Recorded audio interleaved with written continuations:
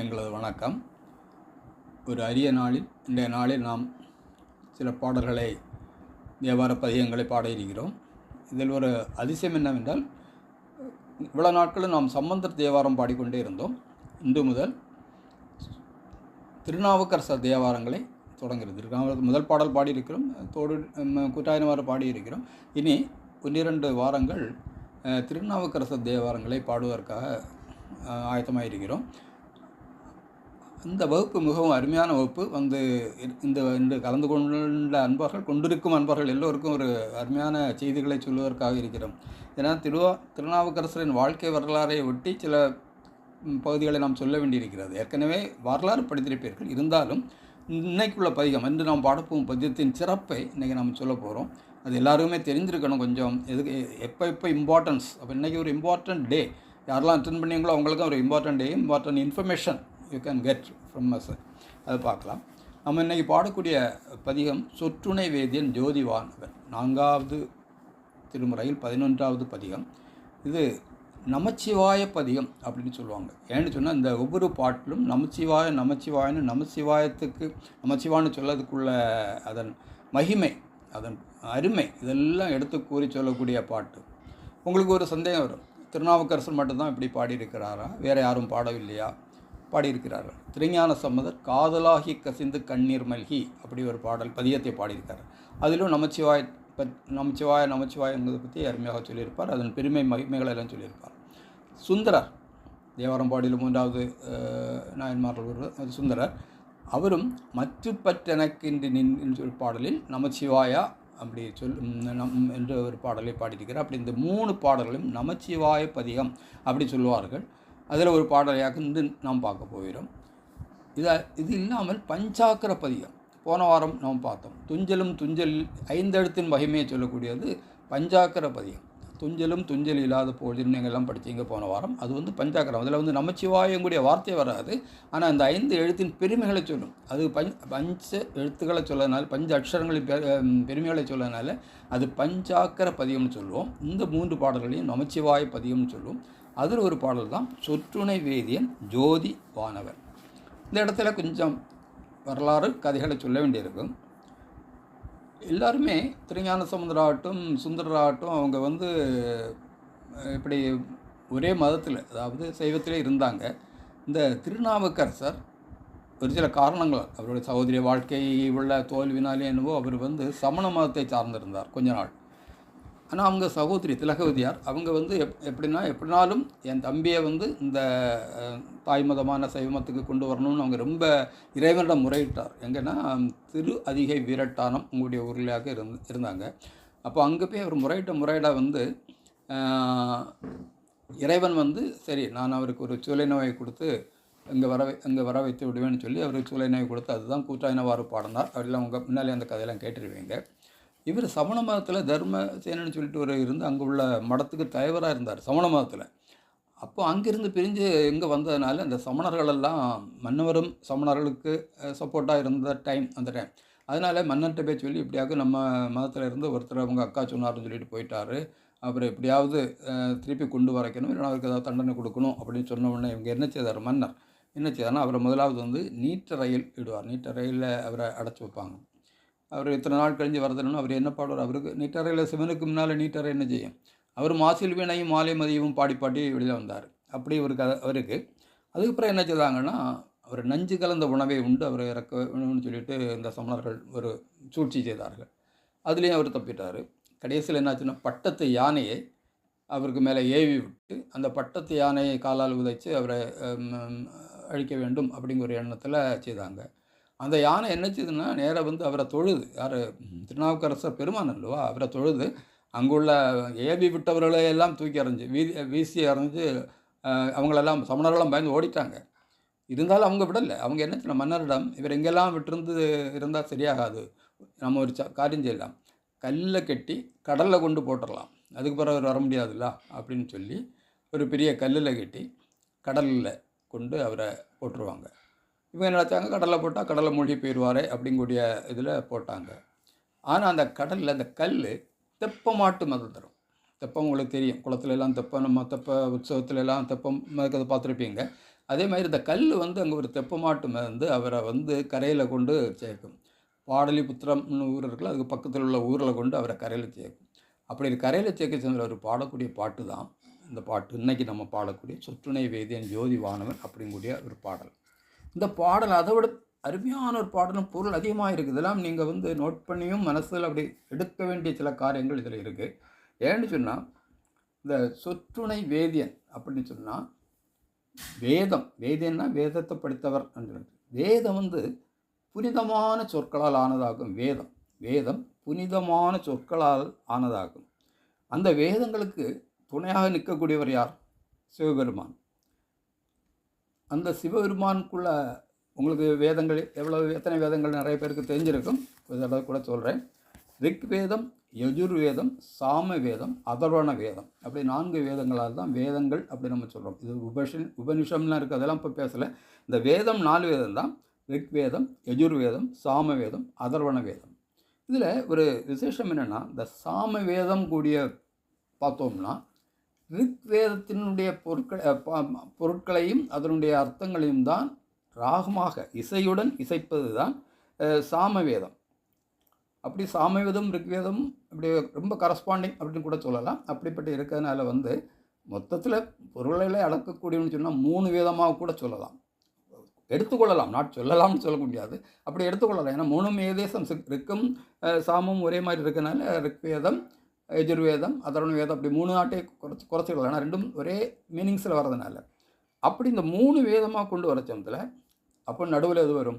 ரிக்வேதம், யஜுர்வேதம், அதர்வண வேதம். நடுவில் வரக்கூடிய யஜுர்வேதம். அந்த யஜுர்வேதம் 7 காண்டம். யஜுர்வேதத்தில் 7 காண்டங்கள் இருக்குது. அதுக்கு பேர் யஜுர்வேதத்தில் இருக்குது. பின்ன அதுக்குள்ள சப் காண்டம்னு சொல்லலாம். 11 அணுவாகங்கள் அப்படின்னு சொல்லி வச்சுருக்கோம். 11 அணுவாகங்கள். அந்த 11லேயும் நடுவில் வர்றது 6. அந்த நடுப்பகுதியில் இருக்கிறது 6வது சுக்தம்னு சொல்லுவோம். 6வது நம்ம பிரிவு, அதுக்கு பிரிவுக்கு பேர் சுக்தம். அதில் வரக்கூடியது தான் ஸ்ரீ ருத்ர மந்திரம். இதை நீங்கள் கேள்விப்பட்டிருப்பீங்க, ஸ்ரீ ருத்ர மந்திரம். இதை கேள்விப்பட்டிருங்க. அது வந்து யஜுர்வேதத்தில் நடுவில் மிடில் ஆஃப் யஜுர்வேதம் அது வரக்கூடியதாக அதை நீங்கள் கேட்டிருப்பீங்க.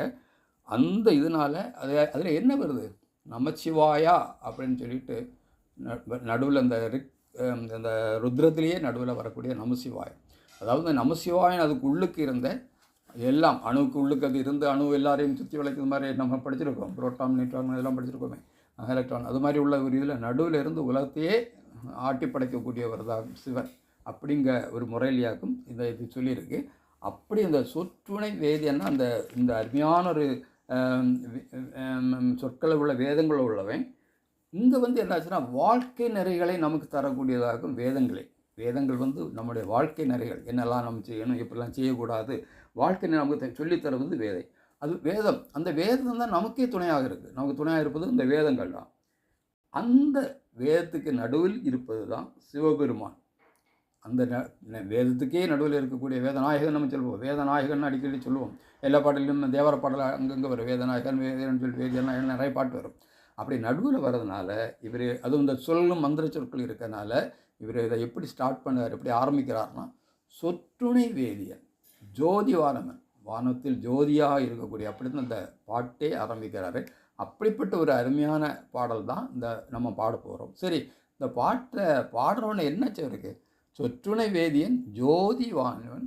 அவரை சும்மா இருந்தால் போதாது, அவருக்கு பொற்றுணை பொன்னாலான அவர் திருவடியை பொருந்த கைதோட மனசார நம்ம நினச்சி அவரை கைதோட எந்த கஷ்டம் வந்தாலும் நம்ம கிட்டவே வரான்னு கற்றுணை போட்டு கல்லை துணையாக பூட்டி கடலில் கொண்டு போட்டாலும் கற்றுணை பூட்டியோர் கடலில் பாய்ச்சினும் அங்கேயே நல்ல துணையாகுது என்னது நமச்சிவாயவே.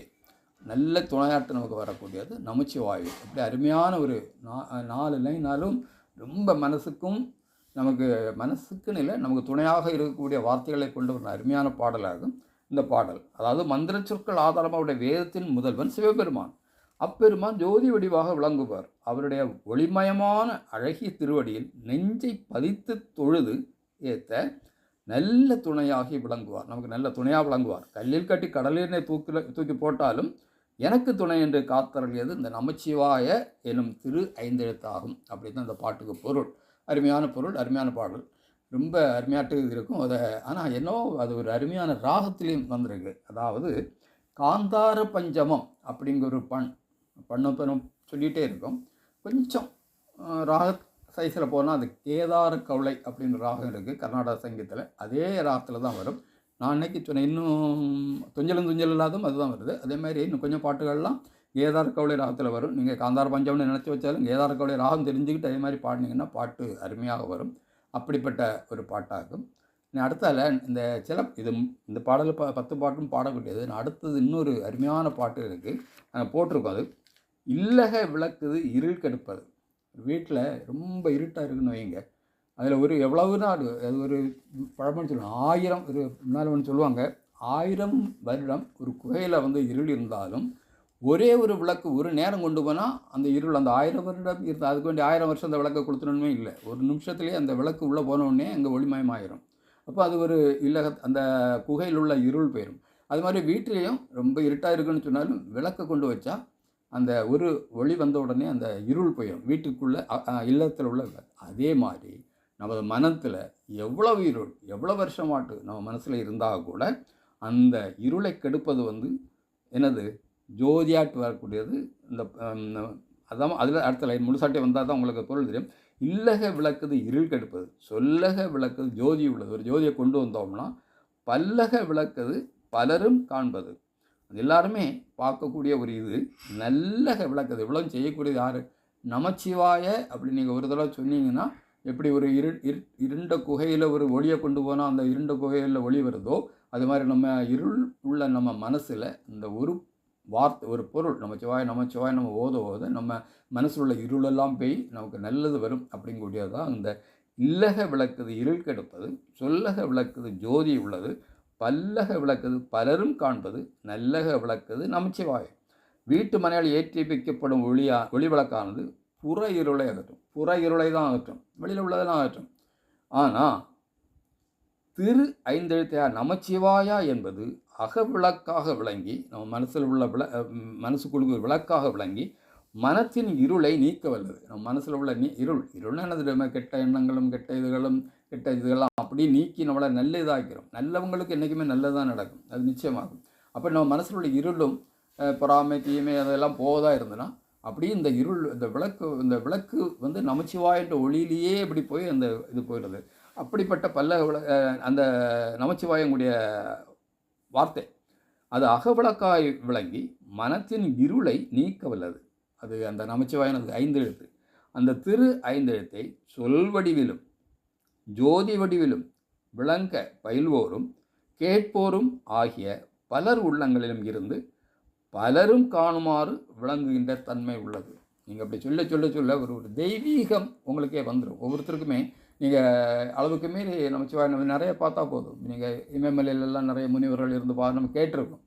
அப்போ அவங்க என்ன சொல்கிறாங்க? நமச்சிவாய் மந்திரம் சொல்லி தான் இப்படி அவங்களுக்கு அந்த இருளெலாம் நீங்கி ஒளி ஆகிட்டு இருப்பாங்க. அவங்களுக்கெல்லாம் ஒரு தேஜஸ்ன்னு சொல்லுவாங்க தமிழில். நிறைய இதில் பார்த்தா போதும் நிறைய முனிவர்களுக்கு அப்படி ஒரு தேஜஸ். அவங்க முன்னால் நமக்கு எதிர்த்து பேசவோ எதிர்த்து சொல்ல அவங்கள எதிர்த்து நம்ம ஒன்று சொல்ல முடியாது. ஆனால் அவங்களுக்கு ஒரு தேஜஸ் வர ஆரம்பிச்சிடும். அந்த தேஜஸை கொடுக்குறது என்னது? நமச்சிவாய அப்படிங்கிற மந்திரம் தான். அது எழுத்துன்னு சொல்லணும்னு சொல்லக்கூடாது, மந்திரம். நமச்சிவாயங்கிறது ஒரு மந்திரம். அந்த மந்திரத்தை துதிக்க நமக்கு அருமையாக இருக்குது. அப்போ இந்த இதெல்லாம் இல்லக விளக்குறது வீட்டில் பாடச்சமத்தில் நமக்கு இந்த பாட்டு கூட பாடலாம். இல்லக விளக்குது இருள் கெடுப்பதுங்கிறது வீட்டில் ஈவினிங் ப்ரேயருக்கு கூட இந்த பாட்டு நீங்கள் பாடலாம். நம்ம ஒரு இல்லகத்தில் உள்ள இந்த விளக்கை நீ எப்படி நீக்கியோ அதே மாதிரி எங்கள் மனசில் உள்ள இருளையும் நீ நீக்க வேண்டுமே இறைவா அப்படின்னு நம்ம இறைவனை கேட்கக்கூடிய ஒரு முறையிலேயாக இந்த பாடல் அமைந்திருக்கு. இப்போ அந்த 2 பாட்டும் பாடலாம். கடைசி பாட்டு கடைசியில் பார்க்கலாம். இந்த 2ம் சின்ன பாட்டுனால 4 8 லைன் தான் வரும், பார்க்கலாம்.